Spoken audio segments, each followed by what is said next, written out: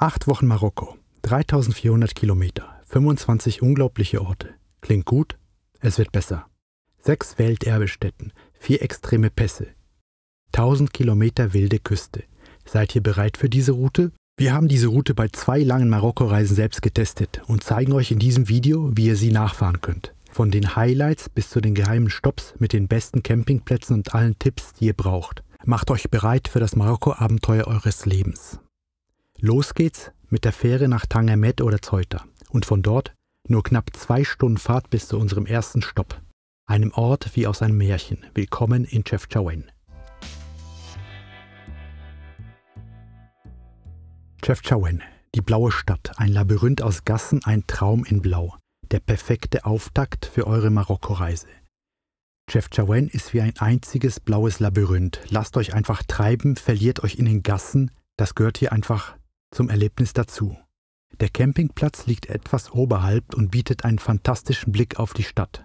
Die Ausstattung ist einfach, aber der Preis ist okay. Und ihr seid zu Fuß schnell im Zentrum. Sehenswert sind die Kasbah, die spanische Moschee, besonders zum Sonnenuntergang, und die Quelle Ras El Mar. Unser Tipp: startet früh am Morgen, dann gehört die Stadt fast euch allein. Weiter geht unsere Reise Richtung Süden. Vor uns liegen rund 200 Kilometer auf der N13. Eine Strecke, die es in sich hat, von nagelneu bis zur übelsten Schlaglochpiste.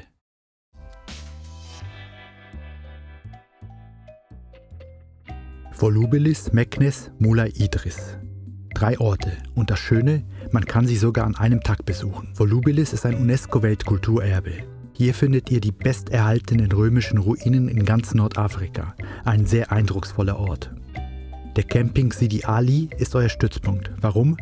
Weil ihr von hier blitzschnell in Volubilis, Meknes und Mulai Idris seid. Spart Zeit, spart Stress. Für Volubilis solltet ihr mindestens 2 Stunden einplanen. Besucht die Ruinen am besten frühmorgens oder am späten Nachmittag und nehmt Wasser mit. Mulai Idris ist eine heilige Stadt und ein Pilgerort. Authentisch und mit tollen Ausblicken. Meknes ist eine der Königsstädte Marokkos, aber viel entspannter als Fes. Besucht das monumentale Stadttor Bab Mansour und die Medina. Und weiter geht es zur nächsten Königsstadt. Nur 80 Kilometer trennen uns von Fes. Fes ist die älteste der 4 Königsstädte und Heimat der größten mittelalterlichen Altstadt der arabischen Welt. Ein echtes Erlebnis.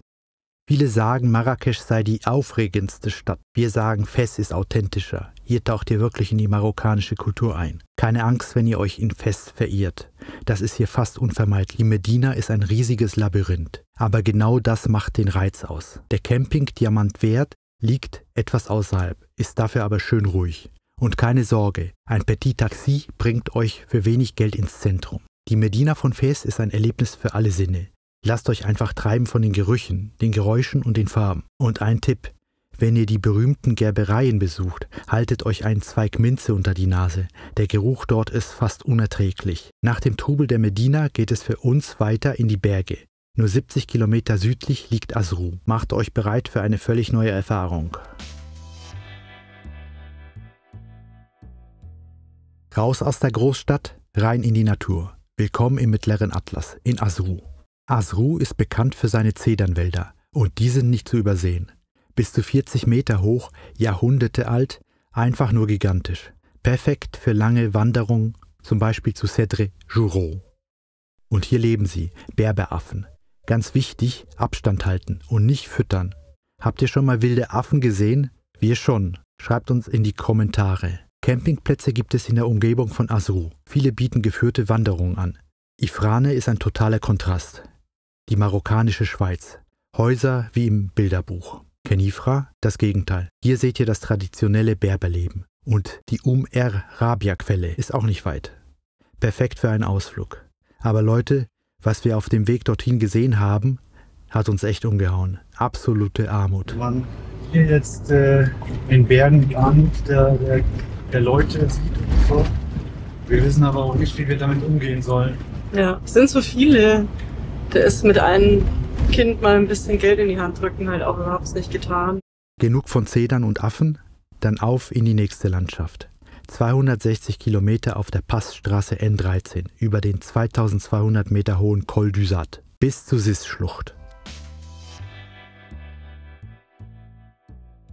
Die Sis-Schlucht ist der Auftakt zu einem 200 Kilometer langen Tal voller Palmen und Oasen, ein Vorgeschmack auf die Wüste. Die N13 ist gut ausgebaut, auch für größere Wohnmobile. Aber plant unbedingt Fotostops ein. Es gibt hinter jeder Kurve etwas Neues zu entdecken. Ihr habt die Wahl. Entweder ihr übernachtet auf einem der einfachen Campingplätze in den Palmenhainen oder ihr sucht euch euer eigenes kleines Freistehparadies abseits der N13. Nehmt euch die Zeit und erkundet die Seitentäler zu Fuß. Probiert unbedingt die frischen Datteln. Und in der Nähe von Errachidia könnt ihr sehen, wie Fossilien bearbeitet werden. Und nach diesem beeindruckenden Kontrast aus rotem Fels und grünen Palmen, 3 Stunden Fahrt auf der N13 und ihr seid in Merzouga, am Rande der höchsten Dünen Marokkos.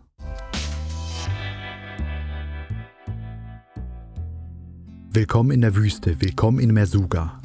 Hier inmitten der Steinwüste liegt der 100 Quadratkilometer große Sandhaufen Erkçebi. Die Dünen des Erkçebi sind bis zu 150 Meter hoch. Ein überwältigender Anblick. Und das Beste, ihr könnt mit eurem Camper direkt bis zum Ortsrand fahren, die Straße ist asphaltiert. In Merzouga und Hassi Labid gibt es viele Campingplätze. Unser Tipp, La Gazelle Bleue, direkt an den Dünen. Den Sonnenaufgang über den Dünen zu erleben ist ein absolutes Muss. Aber plant genug Zeit dafür ein. Der Aufstieg im Sand ist sehr anstrengend, aber die Mühe lohnt sich. Tagsüber könnt ihr entspannen oder die Wüste aktiv erleben, beim Kamelreiten, im Wüstencamp oder mit dem Geländewagen. Aber achtet auf den Wind und mögliche Sandstürme. Wahnsinn, diese Farben. Wenn euch solche Bilder gefallen, dann gebt uns jetzt einen Daumen hoch. Das hilft uns enorm. Und nach der Stille der Wüste erwartet euch ein krasser Kontrast. Es geht zurück in die Berge zur Todra-Schlucht. Aber Achtung, die R703 ist nichts für schwache Nerven. Die Todra-Schlucht, ein Ort, der Gänsehaut verursacht. Bis zu 300 Meter hohe Felswände, fast senkrecht. Und dazwischen zwängt sich die Straße. Ein spektakuläres Erlebnis. In Tantatuste erlebten wir authentisches Berberleben. 50 bis 80 Dirham pro Nacht für den Van im Familienhof. Saubere, einfache Sanitäranlagen und unbedingt probieren die würzige Tagine mit frischem Fladenbrot. Perfekt, um die Atmosphäre aufzusaugen und die Gegend zu Fuß zu erkunden. Am besten kommt ihr früh am Morgen hierher, dann habt ihr das beste Licht und die Schlucht fast für euch allein. Und vergesst nicht, den Blick nach oben zu richten, einfach überwältigend. Und von einer beeindruckenden Schlucht zur nächsten. Weiter geht's etwa 70 Kilometer über Tingir zu Dades-Schlucht. Achtung, die Nordroute über Agudal ist nur etwas für Geländefahrzeuge. Im Buch haben wir detaillierte Routenbeschreibungen mit allen wichtigen Infos zu Straßen, Entfernungen und möglichen Schwierigkeiten. Link zum Buch in der Beschreibung. Die Dades-Schlucht ist ganz anders als Todra. Wilder, kurviger, mit Felsformationen, die aussehen wie von einem anderen Planeten. Die berühmten Monkey Fingers sind nur ein Beispiel. Schon die Anfahrt über die Serpentinenstraße ist ein Abenteuer. Aber fahrt unbedingt weiter bis Mzemrir, hinter die bekanntesten Fotospots. Da warten noch viele versteckte Schönheiten wie eine kleine Todra-Schlucht. Auch hier gibt es viele Campingmöglichkeiten. Camping Eid Udina direkt am Fluss mit 20 Plätzen auf 2 Rasenflächen zum Beispiel. Für uns war die Dades-Schlucht landschaftlich fast noch beeindruckender als Todra. Nehmt euch Zeit, diese einzigartige Gegend zu erkunden. Und jetzt verlassen wir die Schluchten und fahren Richtung Süden. Auf der neu gebauten RP 1521 geht es ins wilde Herz Marokkos, ins Djebel Sagro-Gebirge, 85 Kilometer entfernt. Das Sagro ist ein Gebirge, das viele nicht auf dem Zettel haben. Hier erwarten euch karges Vulkangestein und bizarre Felsformationen. Eine Landschaft wie aus einer anderen Welt. Und das Tolle, ihr müsst keine Offroad-Profis sein, die neue RP 1521 führt euch über den Tizi Tazazert Pass auf über 2200 Meter, gut ausgebaut, aber nehmt euch Zeit für die Ausblicke. Freistehen ist hier fast ein Muss, erlebt die absolute Stille. Oder ihr steuert das Berbercafé auf der Passhöhe an, super Aussicht und ihr könnt dort übernachten. Das Sagro entdeckt man am besten zu Fuß. Zieht euch die Wanderschuhe an, erkundet die Täler, ein Bild wie aus einer anderen Zeit. Aber Achtung, tanken und einkaufen solltet ihr vorher erledigen. Hier im Gebirge gibt es fast nichts.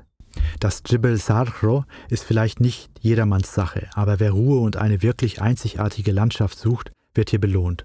Und weiter geht es für uns auf der RP 1521 über Nkop ins Draatal. Agds ist perfekt, um das Leben in einer marokkanischen Oase kennenzulernen.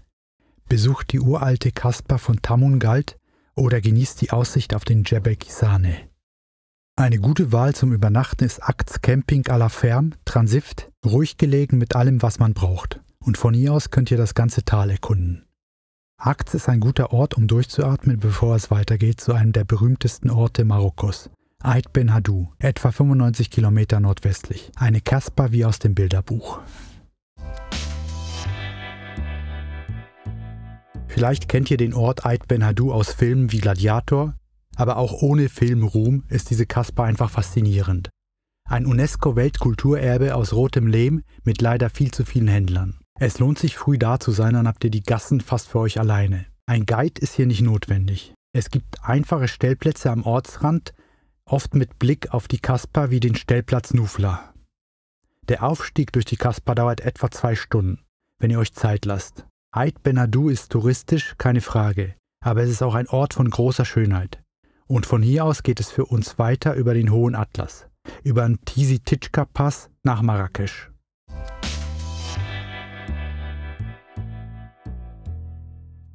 Macht euch bereit für Marrakesch, die rote Stadt. Marrakesch ist die touristischste der Königsstädte. Hier pulsiert das Leben. Aber es kann auch laut, hektisch, anstrengend werden. Ihr merkt, Marrakesch ist nicht ganz unser Lieblingsort. Übernachtet lieber etwas außerhalb. Camping Ferdaus und Le Relais de Marrakesch sind gute Optionen. Ruhig, mit Pool und ihr kommt einfach mit dem Taxi oder Bus ins Zentrum. Die Koutoubia Moschee ist das Wahrzeichen der Stadt. Und natürlich ist die Medina tagsüber ein Muss. Und der Djemma Elfna Platz verwandelt sich am Abend in eine riesige Freiluftküche. Plant am besten 2 bis maximal 3 Tage ein und denkt dran, eure Vorräte in den großen Supermärkten aufzustocken.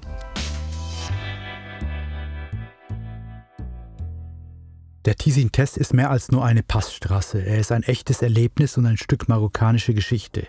Auf 2100 Metern Höhe verbindet diese alte Karawanenroute Marrakesch mit Taroudant. Die letzten Kilometer vor und nach dem Pass sind anspruchsvoll. Einspurig, oft ohne Leitplanken und mit steilen Abgängen. Hier ist absolute Konzentration gefragt. Aber die Aussicht entschädigt für alles. Ein unglaubliches Panorama, das sich euch hier bietet. Oben auf dem Pass gibt es ein kleines Restaurant, ein perfekter Ort zum Übernachten. Genießt die Ruhe, den Sternenhimmel und die kühle Bergluft. Geht wandern. Der Tizi Test ist ein Abenteuer, das sich lohnt. Und für uns geht es jetzt weiter in den Anti-Atlas. Durch das absolut sehenswerte Taroudant Richtung Tafraoute. Macht euch bereit für eine völlig andere Landschaft.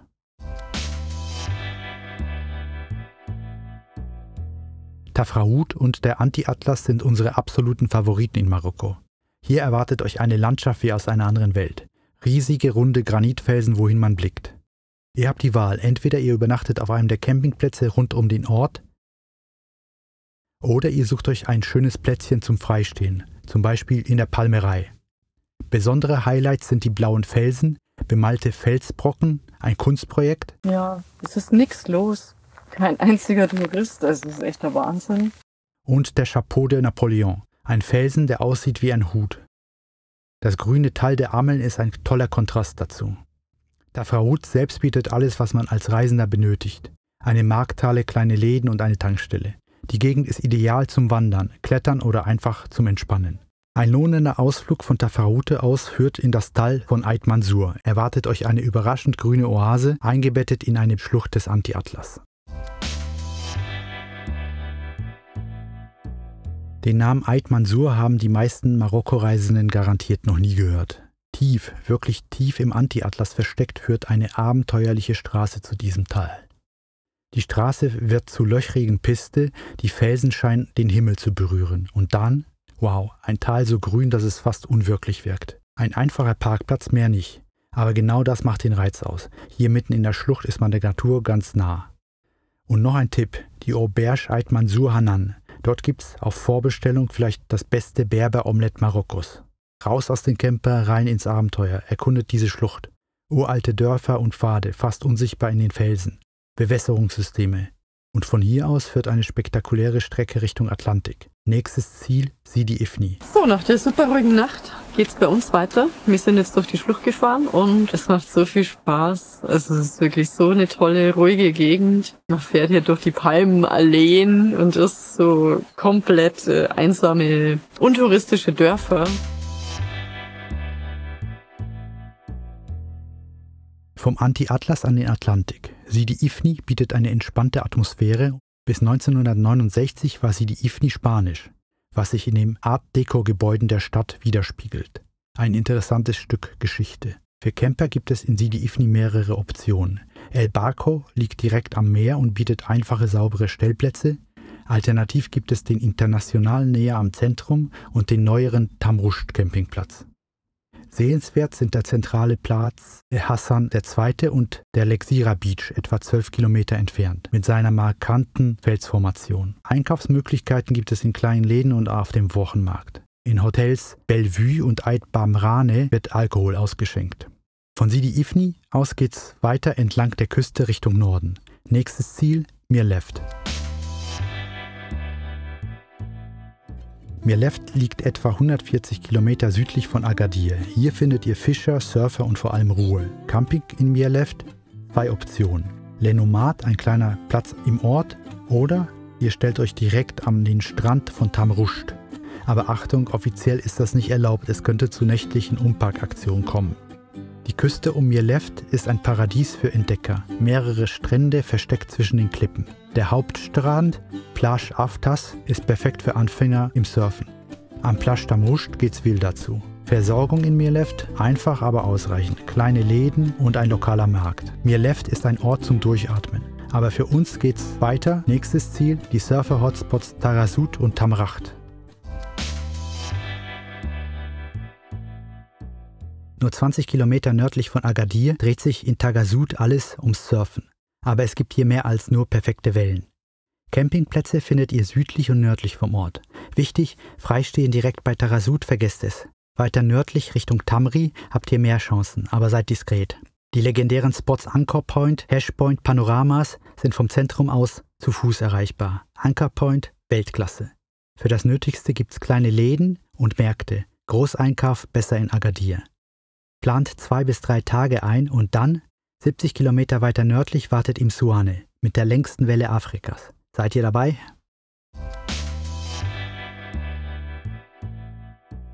Zwischen Essaouira und Agadir liegt Imsuane, berühmt für die längste Welle Afrikas, ein Muss für jeden Surfer. Auch Imsuane war mal ein Fischerdorf, heute ein internationaler Surf-Hotspot. Der örtliche Campingplatz bietet Meerblick, ist aber einfach. Wildcampen wird immer schwieriger seit den umfangreichen Bauarbeiten in Imsuane. 2 Spots gibt's, 2 Welten. The Bay, endlos lange sanfte Wellen, perfekt für Longboards, und Cathedral Point, deutlich anspruchsvoller. Das Besondere an The Bay, nach dem Ritt geht's zu Fuß zurück, ein klassischer Point Break. Wichtiger Hinweis, in Imsuane gab es Anfang 24 Abrissarbeiten. Viele Gebäude wurden entfernt. Informiert euch vorab über die aktuelle Lage. Imsuane, trotz allem, ein einzigartiger Ort. Plant 2 bis 3 Übernachtungen ein und dann geht es 110 Kilometer weiter Richtung Norden, nach Essaouira.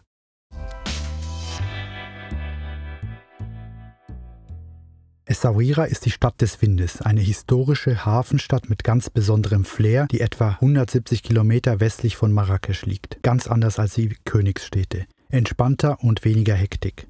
Direkt in Essaouira gibt es keine guten Campingplätze. Der Camping Le Calme liegt etwa 20 Kilometer außerhalb. Oder unser Tipp, ihr versucht es südlich im entspannten Sidi Kauki auf einem Stellplatz am Meer. Die Medina ist ein UNESCO-Weltkulturerbe, aber kein Vergleich zu Marrakesch. Übersichtlich und entspannt, perfekt zum Bummeln. Ein Muss ist der Hafen, das wahre Leben, Fischer, Boote, Möwen und viele Katzen. Die Region ist bekannt für Arganöl und Amlou. Und in der Medina, da findet ihr entspanntes Handwerk, perfekt für Souvenirs. Und die Händler sind hier viel angenehmer als in Marrakesch. Essaouira ist ein Paradies für Wind- und Kitesurfer. Aber auch wenn ihr nicht aufs Brett steigt, der Strand ist super für lange Spaziergänge. Essaouira ist eine Stadt zum Verlieben. 2 bis 3 Tage solltet ihr für die Gegend einplanen. Und dann geht es rund 200 Kilometer die N1 entlang nach Oualidia. Haltet Ausschau nach Arganbäumen und nach Ziegen, die draufklettern.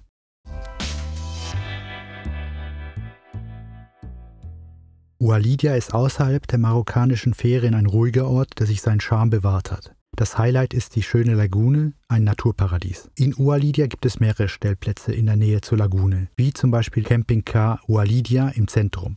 Oualidia ist berühmt für seine Austern und Meeresfrüchte. Die Lagune ideal für Bootsfahrten zum Vögelbeobachten oder zum Kitesurfen.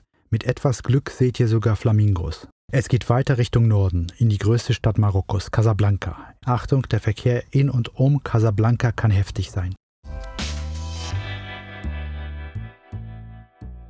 Casablanca, von den Einheimischen kurz Casa genannt, ist das wirtschaftliche Zentrum Marokkos. Über 3 Millionen Einwohner. Hier findet ihr weniger Tradition, mehr modernes Leben. Camping direkt in Casablanca ist schwierig. Das Wahrzeichen von Casablanca, die Hassan II. Moschee. Eine der größten Moscheen der Welt. Das Minarett 210 Meter, teilweise über den Atlantik erbaut. Unglaublich. 2 Tage reichen, um das Wichtigste zu sehen. Und dann geht's für uns weiter Richtung Norden. Die letzte große Etappe unserer Marokko-Reise, Asila.